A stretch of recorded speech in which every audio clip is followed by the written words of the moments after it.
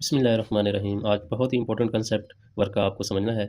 और हम देखें क्या डेली लाइफ में समझते हैं कि वर्क डन तब होता है जब कोई इंसान काम कर रहा होता है। जैसे कि 5.1 फिग में देखें कि अब एक फीमेल काम कर रही है, एक स्टूडेंट, तो हम समझते हैं कि वो काम कर रही है। इसी तरह नीचे वाली फिग 5.2 में देखें तो एक शख्स चीज़ों को उठा रहा है, ईंटों को उठा रहा है, और उसको हम समझते हैं कि ये काम कर रहा है। तो वर्क डन जो होता है वो फिजिकल और मेंटल एफर्ट हो सकती है, लेकिन फिजिक्स की लैंग्वेज में वर्क का कॉन्सेप्ट कुछ और है। और ऐसे लोग जो आपने 5.1 और 5.2 में फिगर देखी, ऐसे लोग दूसरी डेली वेजेस पे काम करते हैं और पैसा भी कमाते हैं। लेकिन और जब पूछा जाए तो क्या करते हैं, तो वो यही कहते हैं कि मैं काम करता हूँ, मैं ऑफिस में काम करता हूँ, या मैं कोई ये ईंटें या इस तरह जहाँ पे ये काम कंस्ट्रक्शन का काम होता है वहाँ पे मैं ईंटें उठा के ये पैसा कमाता हूँ। लेकिन अगर फिजिक्स लैंग्वेज में देखें तो ये बड़ी इंटरेस्टिंग बात है। तो ये दोनों कोई काम नहीं कर रहे अगर फिजिक्स लैंग्वेज में देखें तो। आप पूछेंगे या सोचेंगे कि ये ऐसा कैसे मुमकिन है, वो तो काम करते हैं। फिजिक्स लैंग्वेज में काम तब होता है जब किसी बॉडी पे फोर्स अप्लाई करें और फोर्स की डायरेक्शन में बॉडी मूव करे। और इसमें आप देख सकते हैं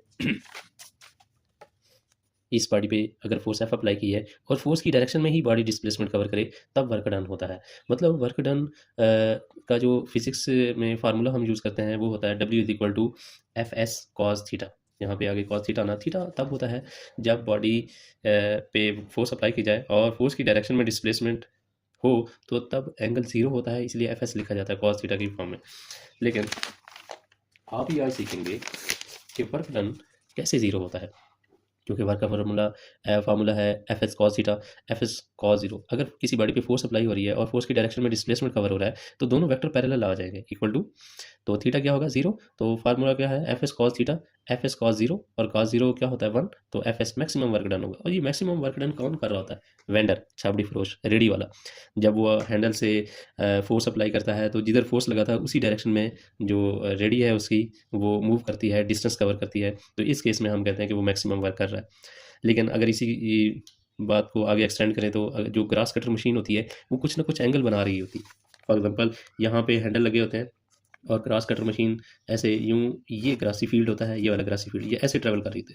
तो यहाँ पे देखेंगे एक एंगल बन रहा होता है इसके, कि ये फोर्स अप्लाई हो रही है, ये वाला, ये थीटा बनेगा। ये डिस्प्लेसमेंट है और फोर्स यहाँ पे वेक्टर उसका कंपोनेंट आएगा, तो यहाँ पे ये एंगल थीटा बनेगा। और ये थीटा लेस देन 90 होता है। तो जब एंगल लेस देन 90 हो तो कुछ ना कुछ वर्क हो रहा होता है। तो मैक्सिमम वर्क तब होता है, जो मैंने वेंटर का केस बताया है। नेक्स्ट, जीरो वर्क कब होता है? जीरो वर्क तब होता है जब एक फोर्स और डिस्प्लेसमेंट के बीच में एंगल 90 बने।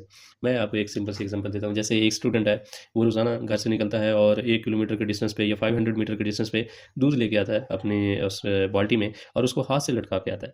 तो उसमें जो फोर्स लग रही है बाजू में, जिस हाथ से उसने उठाया हुआ, वो फोर्स अपवर्ड है, जबकि वो डिस्प्लेसमेंट ऐसे कर रहा है, चल रहा है। तो ये जो केस होगा इसमें एंगल 90 बनेगा और वर्क डन क्या होगा, एफ एस कॉज 90। तो एफ एस कॉज 90 मतलब एंगल कॉज 90 जीरो होता है, तो F S into zero, zero work होगा, तो वो कोई काम नहीं करता।